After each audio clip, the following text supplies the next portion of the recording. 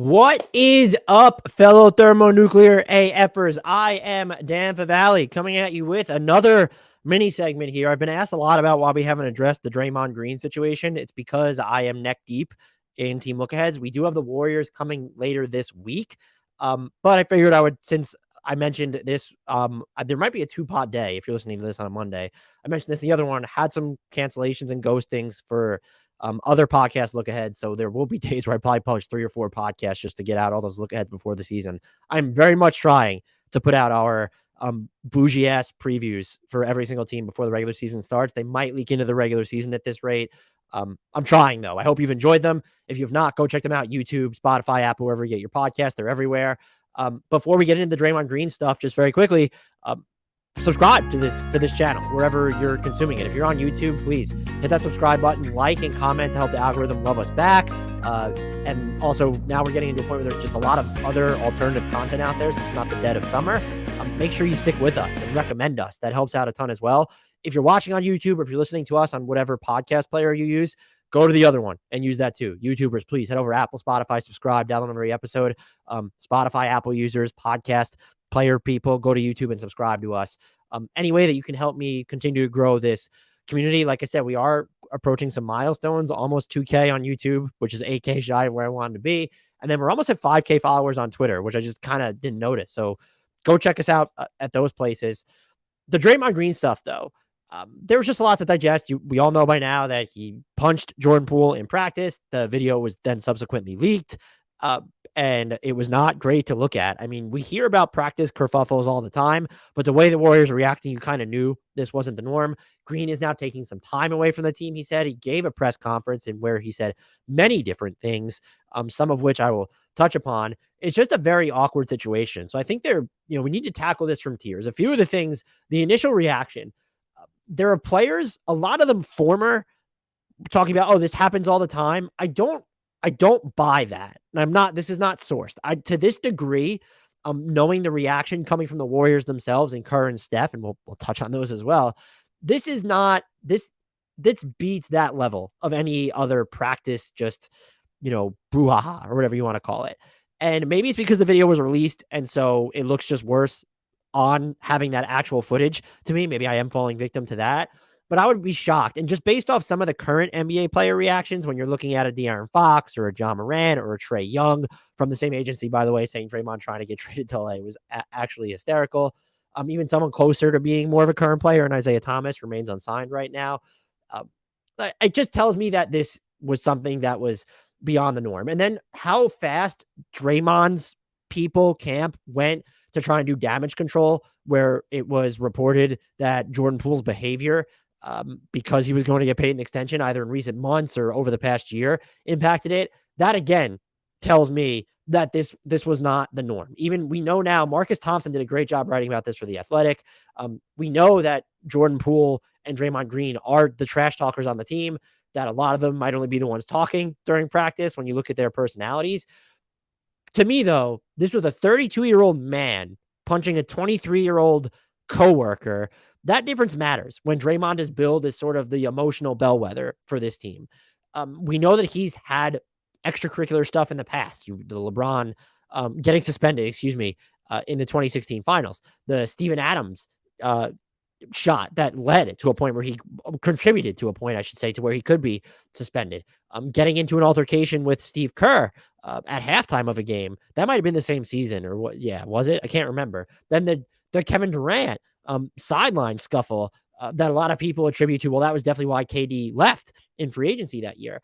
I will say there's a way to overstate and understate both. I don't know that you look at this and say, well, Dray has already cost the Warriors at least 2 titles in 2016. And then by chasing, let's say, Kevin Durant away in free agency. 2016, I just totally agree with the Cavs coming back from a 3-1 deficit. The Kevin Durant thing, I just believe he was always gone. And I think most people would agree. And so I don't know that you can attribute that entirely to Draymond, even if he factored into that calculus. And then this season, we don't know what's going to happen yet. But that is just my primary concern here.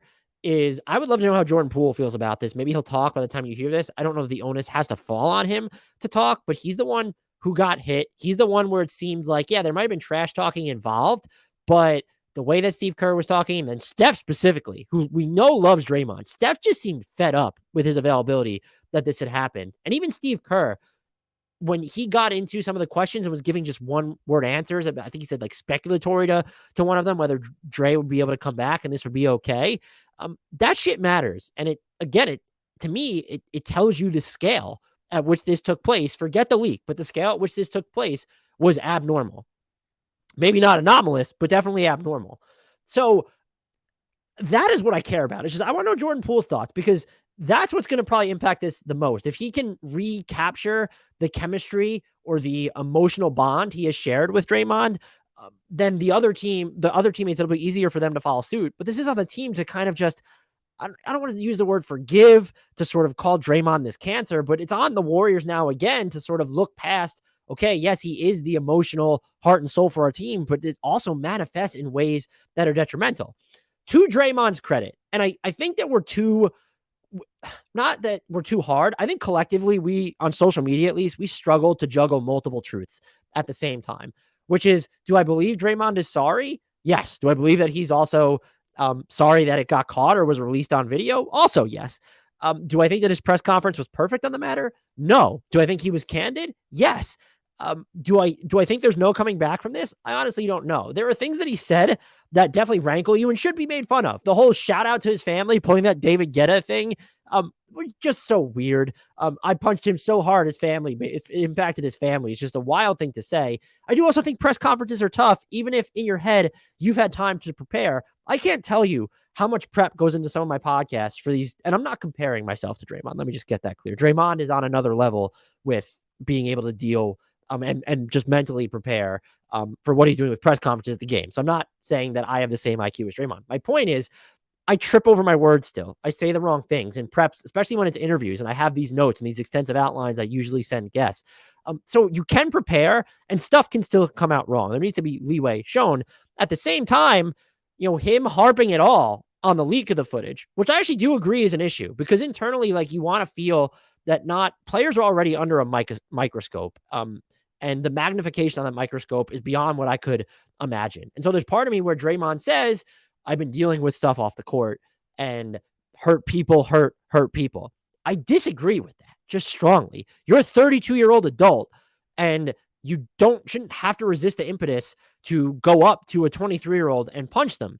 Whether you think it's a sucker punch, I don't fucking care, because Jordan Poole had every right to push Draymond, who got in his personal space and came all the way up to him. That's just a natural reflex. I don't know if Jordan Poole expected that the people around him were going to intervene, which they really didn't, and Draymond was allowed to throw that punch. It seemed everyone was just going about business as usual because maybe these two chirp, and we don't have the audio. I also don't think that matters, and if I had to guess, I think the audio makes Draymond come off worse. That's just a guess.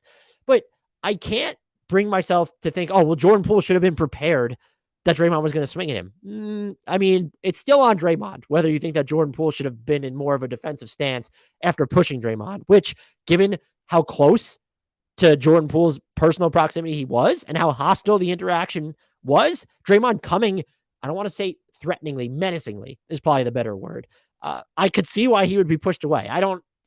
If you don't want to call it a sucker punch, that's fine. But let's not throw this on Jordan Poole unless he said something actually so egregious that we don't know about. And again, based off what Kerr and Steph Curry specifically said, I just don't think that's the case. I do think there's also been breadcrumbs that maybe the Warriors have been mentioning that Jordan Poole is chirping more than usual, where Clay was sort of talking about the 3-point contest, the exhibition 3-point contest that they had I believe they were over in Japan. There's just sort of clues that you could tell, yeah, but that also makes sense, because if he and Draymond are the guys who are trash talking against each other while no one is talking in practice, that sort of tracks, and Steph and Clay aren't punching Jordan Poole because of what he's saying verbally. This is all on Draymond Green, would be my point. Again, you're a 32-year-old adult. I don't care the profession. There's no such thing as boys will be boys. Like, that's fucking stupid. Like, could we get in the year 2022, please? And thank you.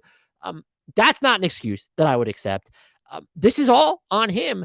And I think that he said it, that his actions have to speak more than his words now, because all his apologies just ring hollow, given how many different issues there have been. But this is just more so he's talking about a player in Jordan Poole that he took under his wing, that he has this not father-son relationship, but like mentor-mentee relationship.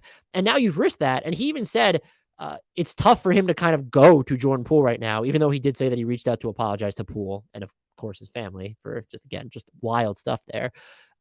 And he did. Draymond said he's made a ton of progress as a person. That's not something that I think when you're apologizing with this, I don't think there can be buts or howevers. I think you just own it and then you try and move on. Him stepping away from the team, don't know how long that winds up lasting. But I do think that it's fair, and I've actually been surprised, and I wouldn't use the word impressed, but just surprised at how, not against Draymond the Warriors fan base is, but how fed up they seem with this behavior. And I do think a lot of that just comes down to, dealing with stuff like this, and not like this, but along similar lines in the past, but also the way that Steve Kerr, and more specifically Stephen Curry, just seemed fed the fuck up. And so that's like, that has to factor into this too, is that you don't want this being another storyline. And, Dray says he's not counting other players or other men's wallets. Okay, fine. I have a tough time believing that some of this emotional heft doesn't have anything to do with the fact that he's the least likely of anyone who's extension eligible to get an extension. I mean, let's just face it. When you're looking at Wiggins, when you're looking at Jordan Poole, I would expect those two guys to get an extension before Dray. And to be clear, I think Poole's probably the only one who actually gets an extension at the end of the day. But that has to be factoring into this for Draymond. I just think what he did was inexcusable. I can appreciate a lot of what he says, and I do believe he understands the gravity of it. I don't think it rings empty, it rings hollow. But also sort of him alluding to, well, I don't want to tell you what was said because that's the sympathy card. Just sort of implying that Poole was equally, if not more so, or equitably responsible. Not more responsible, but equitably responsible. There's a line you can't cross, especially when you're talking about a specific dynamic. And I know that they're coworkers, and we lose sight of the fact. I think the way with we critique these players, myself included, could probably sometimes just be gross. They're so fucking young. Jordan Poole is 23 and was just forcibly struck, is the terminology, by a 32-year-old man. I get that's not your typical workplace stuff, but like that has to matter too. This was a man punching someone who is still like in early adulthood. So I do believe Draymond wants to be better. I do believe that he's sorry, but I don't know that I believe he can come back from this with the Warriors. And I do think this makes it more likely that he leaves the Warriors. I would be fairly surprised if they trade him, maybe in a sign and trade this summer, but I'd be fairly surprised if they trade him just because I don't know what you get back for him at this point. He is so good. I think if people say he wouldn't be so valuable on another team, I do believe maybe not now because he's older, but I think that's unfair to just how transcendent he's always been defensively. If he makes watching defense cool and exhaustive, and he was still super important to the way that the Warriors defended right up until the end of the season last year. And there's a trade-off where if you just say like, if you get rid of Dray right now, let's just say we want to move on from him, there's a trade-off that you might not be immediately able to come back from necessarily. You have Kevon Looney still, you have Wiggins, but are you trusting Kuminga and Moody to come along that quickly? You already did lose GP2. I think your defense in the regular season and the playoffs would suffer significantly without him because he's that important when it comes to being instructive, but also insightful and being able to sort of act on that. And so you can't he's still important to what they're trying to do. I don't know. I honestly don't know if this becomes a distraction for the team. I do not think it's going to be something around which they rally to defend their championship. That's just kind of stupid. And to the Warriors' credit, if you want to go this route, they ranked in the 75th percentile of defensive efficiency without Draymond on the court last year. Now you're going to have a full season of Clay. We know what Wiggins is on defense now. Might be borderline elite. Still don't think he's a top 3 defender in the NBA, like some GMs and Warriors fans have told me. You're missing Gary Payton the second, and even Otto Porter Jr., who's probably more valuable to them on defense at points than offense. But like Moses Moody, that's someone who it feels like there's a lot of optimism coming out of camp for him. I do, however, think if you're going to move on from Draymond long term, it's because you believe that Kuminga and Wiseman collectively, or at least one of them, is the answer in the front court. And you certainly can't say that now. And so this season will be about gathering that information, which could become a distraction when Draymond is just sitting there without an extension. But the odds were probably always against these Warriors staying together and Steph and Clay and Draymond retiring, not the same year, but as all as members of the Warriors without playing for a different team. And while Dray might come cheaper than he is right now, and let's remember that Clay's going to be in the $40+ million this season. It just always felt like he believes he's either underappreciated or that he was always, I should just put it to me, he was always the most likely one of the three to go elsewhere. And I think that's now significantly more likely. And part of that just might be, do they view him as more replaceable? Because I don't know if he has the same offensive value elsewhere. I'd like to see prime Draymond play on a different team. Defensively, I think he would still scale and have a ton of utility on another organization.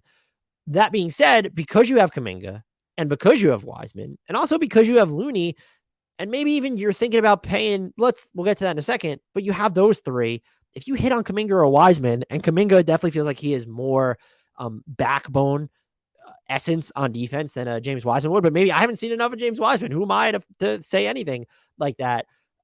It's probably because they just believe they already sort of have his successors in place, like to the front court. And you can't say that definitely can't say that about Steph. I don't care how you feel about Jordan Poole. You can't even say that about Clay right now because he's better defensively than Jordan Poole, who can just kind of get tossed around out there or be super stiff and not do anything. Maybe he gets better. He's still young enough where he could. I don't know. And so you look at what Jordan Poole brings as a shot creator, a finisher, a shooter. That might be more valuable to the Warriors at this point because they don't have a ton of secondary scoring still. They have Jordan Poole, I think he's come along as a passer. I don't know if you view Clay or Wiggins as those tertiary ball handlers. Maybe Wiggins has more to offer. Clay is still going to be best moving away from the ball.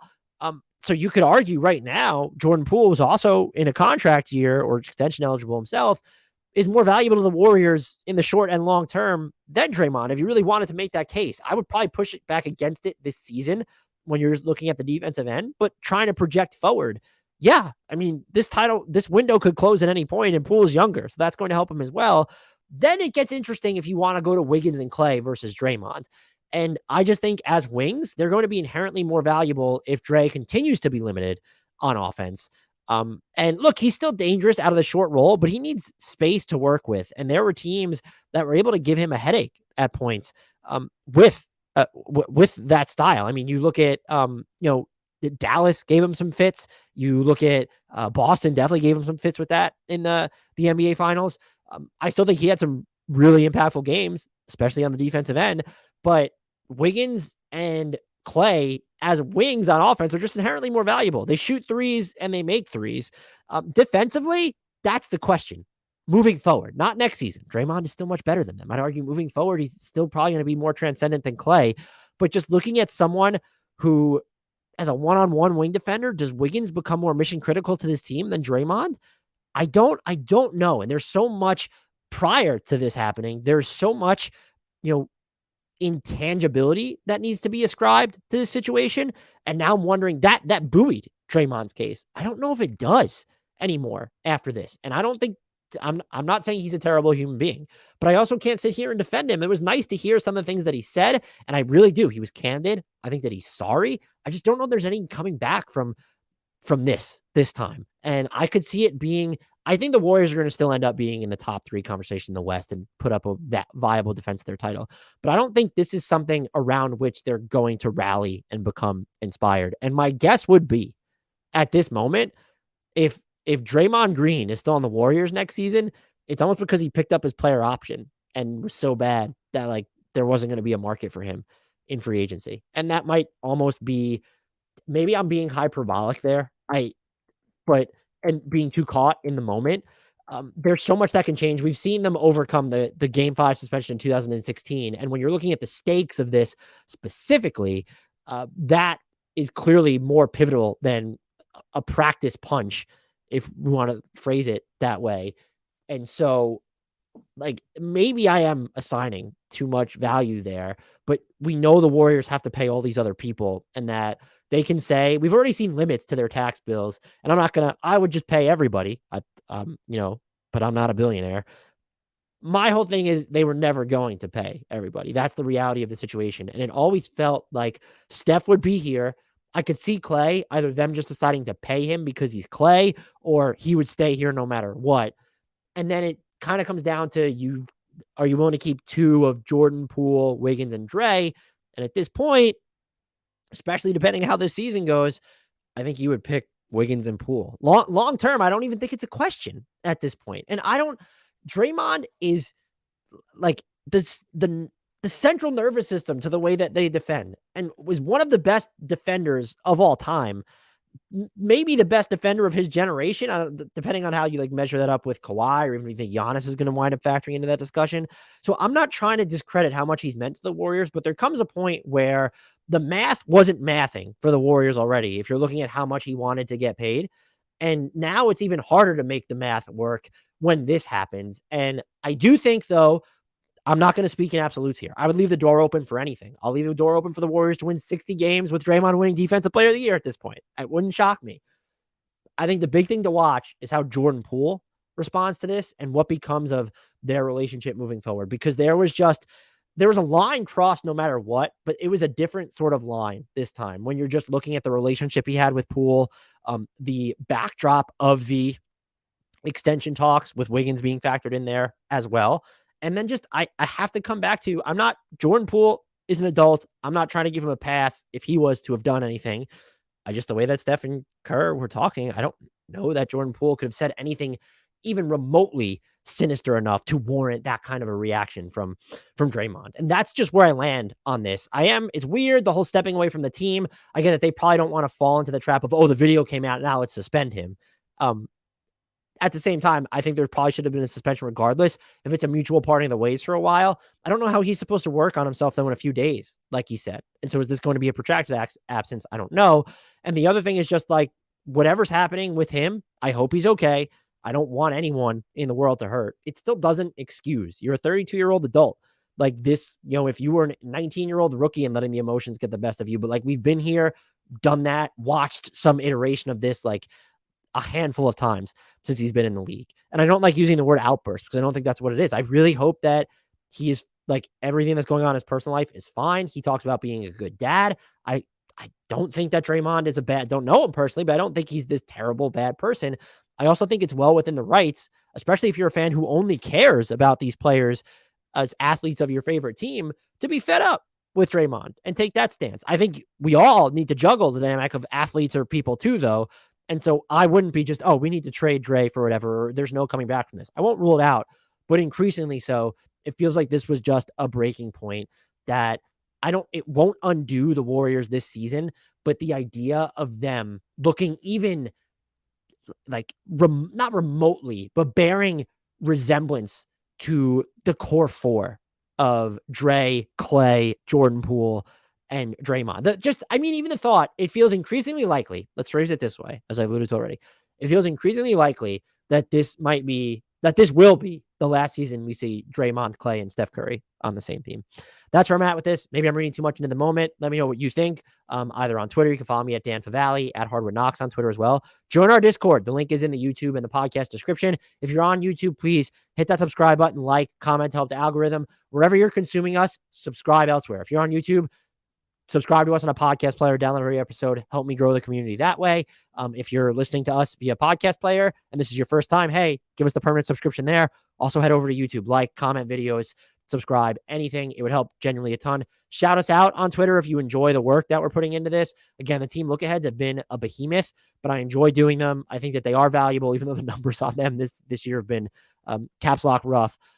But I appreciate everyone who's come and listened to those, and I appreciate every single one of you for always listening to me ramble, for the returning listeners.